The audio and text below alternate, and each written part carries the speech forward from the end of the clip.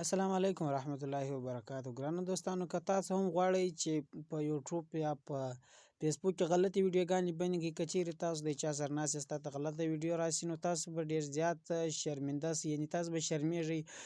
که چیرې غواړئ په یوټیوب کې بندې کړئ، په فیسبوک کې بندې کړئ، نو دا ډېره د شرم خبره ده، او بل دا ډېره زیاته ګناه هم لري. او ډېر ملګري به غواړي دا هم چې مطلب زه دا ویډیو بنده کړم، خو د هغې به دا سیټینګ نه وي زده، نشي کولی چې بند یې کړئ. نو دا ویډیو در پای وګورئ، او کوم ویډیو خوښ شوه لایک خامخا ورکړئ، او د ملګرو سره یې شیر کړئ دوستانو. نو راځئ چې په ویډیو پیل وکړو. زه د ویډیو په طرف ویډیو شروع کوو.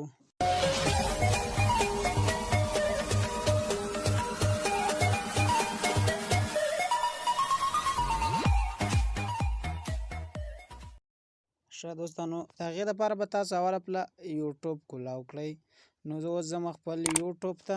دلته به یوټیوب کو آن کړئ. کله چې یوټیوب آن کړئ، د نیټ لږ زموږ سره سلو دی. ښه دوستانو، دلته به راسئ، په دغه خپله لوګو به کلیک وکړئ. تاسو کتلی سئ دوستانو، دلته به په دغه لوګو یعنې په دا خپل تصویر به کلیک وکړئ.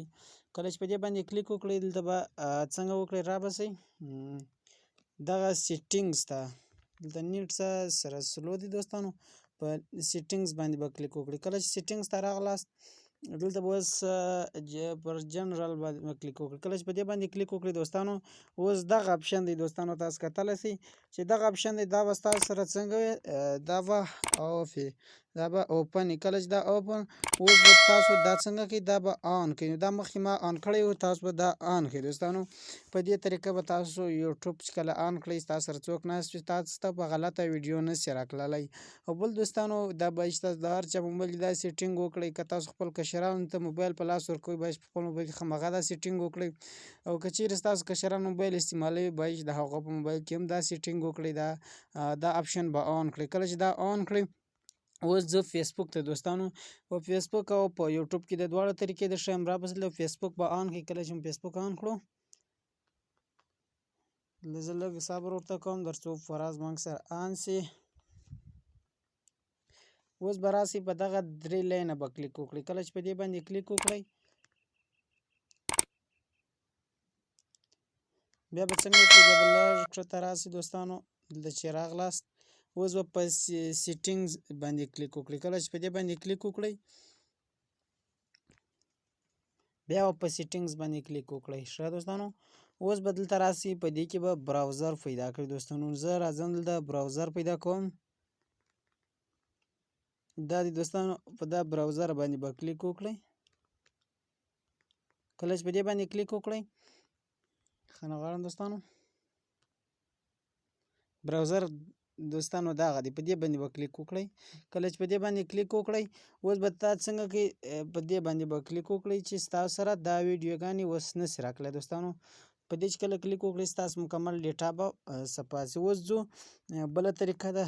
ښه دوستانو، دلته چې کله راغلاست، اوس تاسو ته دغسې یوه ویډیو راغلې ده، تاسو غواړئ چې هغه دلته څنګه کوئ، تاسو سره ملګری ناست وي، تاسو نشئ کولی چې هغه یا واړوئ او یا بله طریقه ورسره وکړئ. تاسو به څنګه وکړئ، په دا جمع نښان به دستي کلیک وکړئ. کله چې په دې باندې کلیک وکړئ، دا ویډیو به دلته څنګه سي، زموږ سره به غیبه سي. تاسو کتلی سئ دوستانو، دا ویډیو زموږ سره اوس غیبه سوه، نشي کولی څوک چې وویني.